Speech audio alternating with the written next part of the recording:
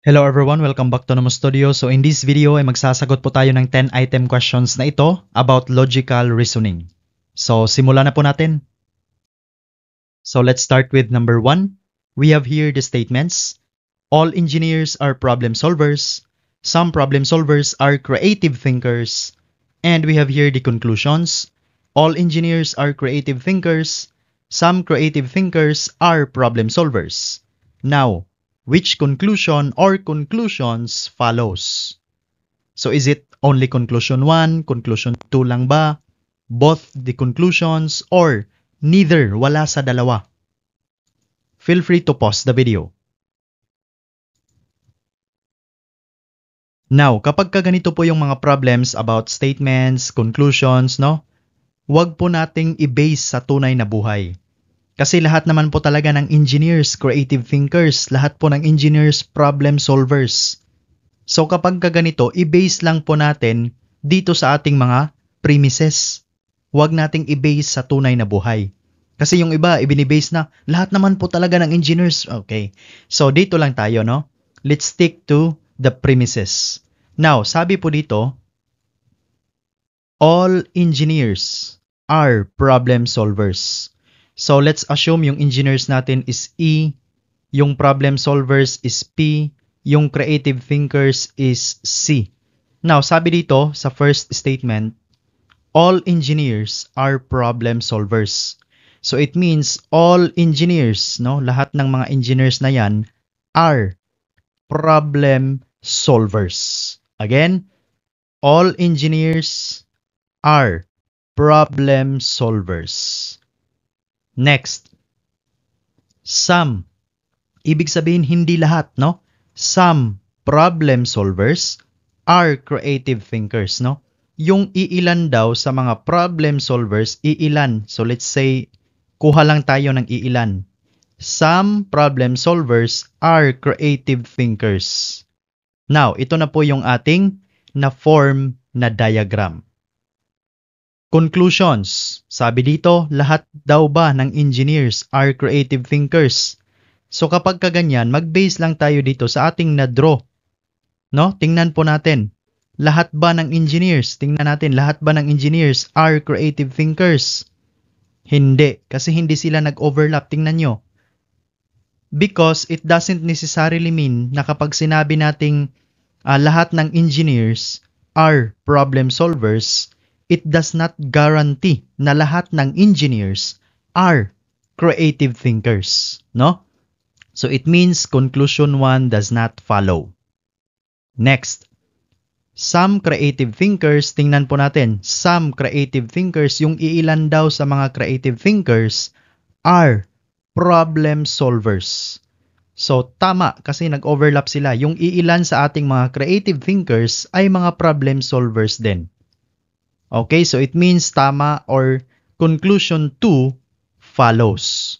So it means letter B, only conclusion 2 follows. So next we have question number 2. Statements, some fruits are vegetables, all vegetables are healthy. And we have here the conclusions, some fruits are healthy, some vegetables are fruits. Feel free to pause the video and try to answer the question.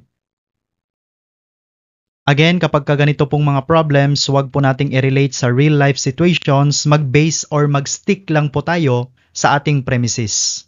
So now, let's assume first that fruits is simply F, vegetables is simply V, and healthy is H. So ang ginamit lang po natin is yung first letter of every word para mas madali po nating ma-identify or matandaan sa ating diagram. So now, let's form a diagram using the statements. First, some fruits are vegetables. So some fruits, so let's say this is our fruits. So some fruits, ibig sabihin hindi lahat, iilan lang kasi nga some. So some fruits, kuha lang po tayo ng iilan sa mga fruits, which is, yan po yung V natin, no? Some fruits, ito yung some fruits are vegetables. Next statement, all vegetables are healthy. So lahat daw ng vegetables are healthy. Sakupin natin lahat ng vegetables na yan. Kasi nga silang lahat ay healthy. So now, proceed na po tayo sa ating conclusions. Some fruits are healthy. So tingnan po natin sa ating diagram. Some fruits, ito yon, di ba? Ito yung fruits natin. Some, iilan daw ba sa mga fruits ay healthy? So nag-overlap sila. Nag-meet sila dito. Ayan. Yung some fruits na yan are healthy. Okay? Some fruits are healthy. Therefore, conclusion 1 follows. Next, some vegetables are fruits. So, some vegetables, di ba ito yon? Some vegetables are fruits. So, ayan. Nag-overlap din sila. Okay? So, some vegetables are fruits. Meron silang overlapping. Ito yon. So, conclusion 2 also follows. Therefore, the correct answer is letter C. Both conclusion 1 and 2 follow. Here we go with question number 3. What comes next in the series? 4, 9, 16, 25, 36. Again, kapag kaganito po, series, sequence, meron talagang pattern yan. So as what we can observe, yung nasa series po natin na 4, 9, 16, 25, 36, and so on, yan po yung mga square of consecutive numbers from 2, 3, 4, 5, 6, 7, and so on. So let's say we have 2 squared. It means 2 times 2. So we have 4. Yan, si 4. Next, we have 3 squared. We have 9. Kasi nga, 3 times 3. So this is 9. So again, 4 squared, we have 16. 5 squared, we have 25. 6 squared, we have 36. 7 squared, we have 49. So it means the correct answer is letter A. 49 is the next number or term in the series. So next, we have question number 4. Pointing to a photograph, Sarah says, "This is the son of my father's only daughter." How is the person in the photograph related to Sarah? Is it her brother? Is it her nephew? Is it her cousin or her son? Feel free to pause the video. So let's understand or comprehend first the problem. Sabi dito, pointing to a photograph, Sarah says. So si Sarah lang din pala yung nagpo-point sa photograph. So we have here a photograph. Sabi ni Sarah, ito si Sarah. Sabi ni Sarah, "This is the son." So lalaki ito. "This is the son of my father's only daughter." No? Of my. So ito yung ama ni Sarah. Okay? Father of Sarah. So again, this is the son. Yung nasa photograph daw, sabi ni Sarah, "This is the son of my father's only daughter." So, ang anak na babae ng kanyang ama, of course, siya yun. She is referring to herself alone. Again, this is the son, yung nasa photograph daw, of my father's only daughter. So, yung nasa photograph pala, yan yung anak ni Sarah. So, letter D. So, next, we have question number 5. In a certain code, meat is written as OHHV. How will code be written in the same code? Is it DQGF, ERGG, DPGF, or EPFG? Try to pause the video and answer the question. So this is a coding and decoding problem. And of course, merong pattern. So sabi dito, yung meat daw ay naging OHHV. So tingnan po natin. Yung M naging O. So may isang laktaw na letra. N. M-N-O. Next, E. F, G, H. So same lang. E, F, G, H, T, U. So again, Tingnan po natin, observe natin, isang laktaw, dalawa, dalawa, isa. So ngayon, yan yung i-apply natin sa code. So code. So tingnan po natin, isang laktaw, so C, D. Dalawang laktaw, O, P, Q. Dalawang laktaw ulit, D, E, F. And isang laktaw, E, F. So yung kasunod, C, D, E. Ito na yung sagot dito sa baba. O, P, Q, R. D, E, F, G. E, F, G. So ang sagot po is E, R, G, G, which is letter B. So we have question number 6. In a group of 120 people, 60 speak English, 40 speak Filipino, and 20 speak both languages. How many people speak neither English nor Filipino? So ang tinatanong sa atin, ilan daw yung mga hindi nagsasalita, either English or Filipino? Is it 40, 20, 60, or 80? So now let's first draw a diagram. No, this is a Venn diagram. So yung first circle, ito yung mga nagsasalita ng English only. And the second circle, yung mga nagsasalita ng Filipino only.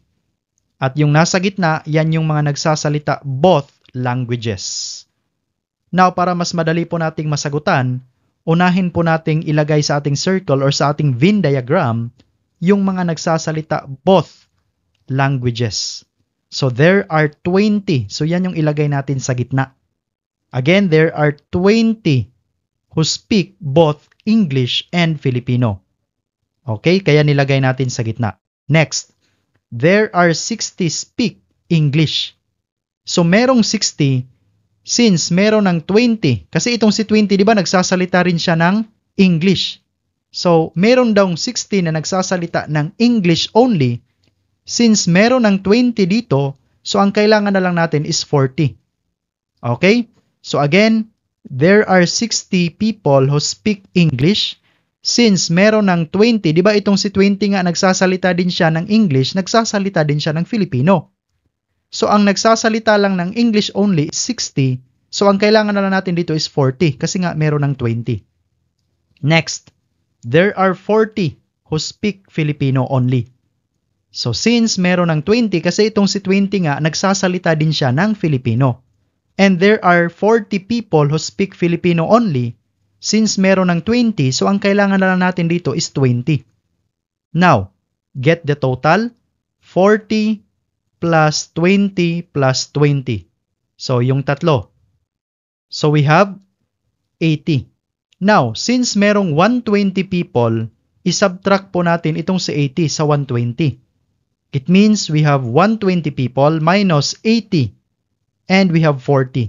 It means merong 40 people na hindi nagsasalita ng English language or Filipino language. So the correct answer is simply letter A.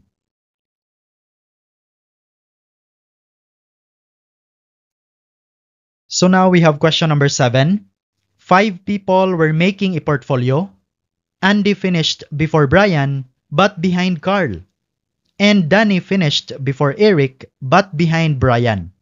What was the exact order of people who finished making the portfolio? Feel free to pause the video. So let's apply the technique, yung ating tinatawag na diagramming technique. Ilagay natin sa taas yung mga unang natapos at dito naman sa baba yung mga huling natapos.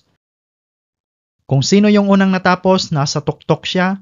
Kung sino yung huling natapos, nasa baba or nasa ilalim siya. So now, let's arrange these 5 people. Sabi dito, Andy finished before Brian. So si Andy pala, unang natapos kaysa kay Brian. Kaya mas nilagay natin si Andy sa taas ni Brian. Again, Andy finished before Brian. So si Andy nasa taas siya ni Brian. Kasi nga mas unang natapos si Andy kaysa kay Brian.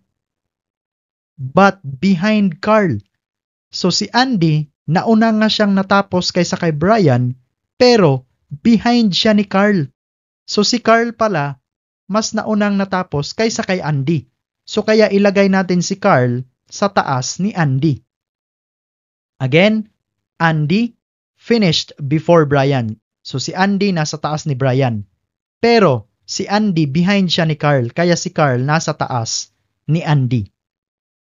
Next, Danny finished before Eric. So, dito muna tayo sa gilid. Kumbaga, scratch natin ito. So, si Danny naunang natapos kaysa kay Eric. But, behind Brian. So, nauna nga si Danny kaysa kay Eric, pero nahuli siya kaysa kay Brian. So, si Brian nasa taas ni Danny. So, now, ito si Brian, di ba? So, si Danny, pwede na nating ilagay dito at si Eric dito naman. So, we have here Danny and we have here Eric. So, this is now the correct order.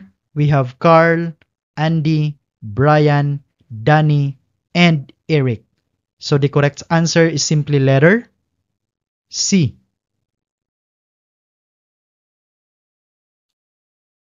So next, we have question number 8. If back is written as 2, 1, 3, 11, how will deep be written? As what we can observe, ginamit lang po yung positioning ng mga letters sa ating alphabet.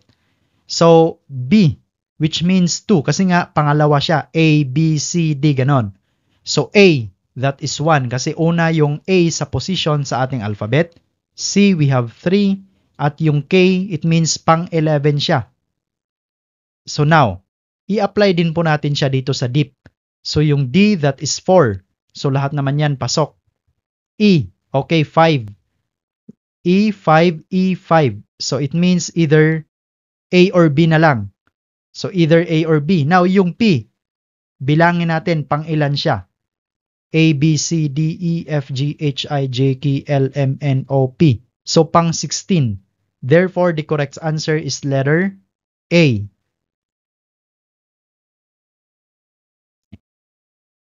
So next, we have question number 9. The product of 3 consecutive integers is 120. What is the smallest integer? Is it 3, 4, 5, or 6? Feel free to pause the video. So ang gagawin po natin ngayon is hindi na po natin ito isosolve, gamitin na lamang po natin yung ating trick in answering this kind of problem. So let's first understand. Sabi dito, the product of 3 consecutive integers is simply 120. It means if we multiply 3 consecutive, tatlong magkakasunod-sunod na mga numbers, yung product nila is 120. Let's say for example, 1 times 2 times 3. Tatlong magkakasunod-sunod. So 1 times 2, 2 times 3, that is 6. So yan yun, di ba? 3 consecutive, this is the product. Pero dito sa problem, ang hinahanap natin, yung product dapat is 120. So now, ganito ang gagawin natin. Look at the choices. Ang gagawin nyo lang po is to get the cube of each of them. So it means 3 cube, 4 cube, 5 cube, and lastly 6 cube. So 3 cube, it means we have to multiply 3 by itself 3 times. So 3 times 3 times 3, and that is simply 27. 4 cube, that is 4 times 4 times 4, and that is simply 64. 5 cube, that means 5 times 5 times 5, so we have 125.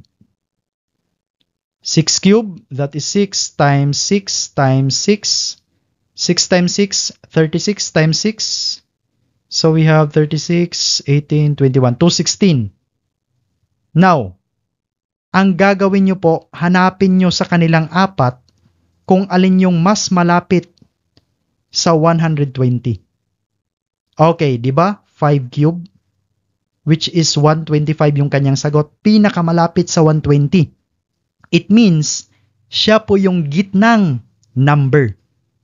So our 3 consecutive integers is simply 4, 5, and 6. Again, yung pinakamalapit na sagot, which is 125, yung kanyang base, which is 5, yan yung gitnang integer.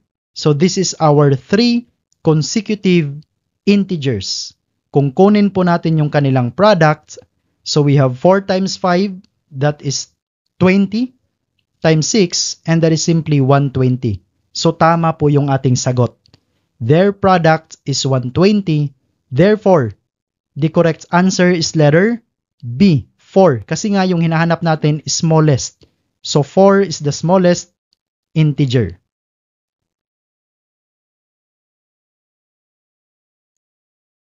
And lastly, we have question number 10. In a group of 200 people, 120 like coffee, 80 like tea, and 50 like both.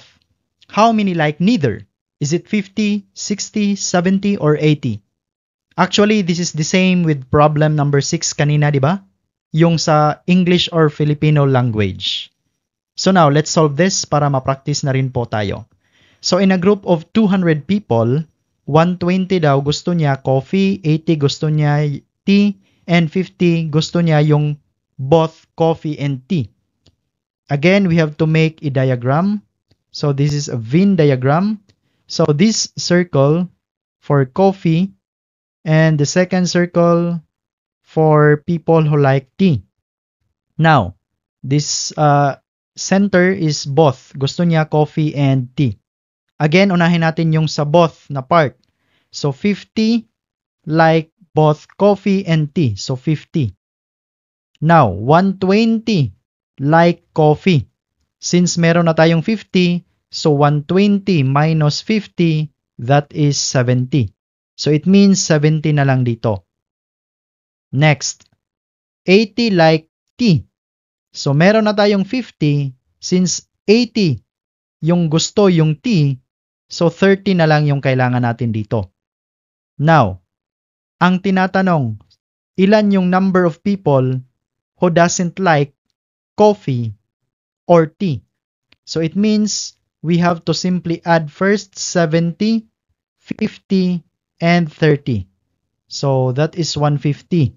Now, 200 minus 150, the answer is simply 50, which is letter A.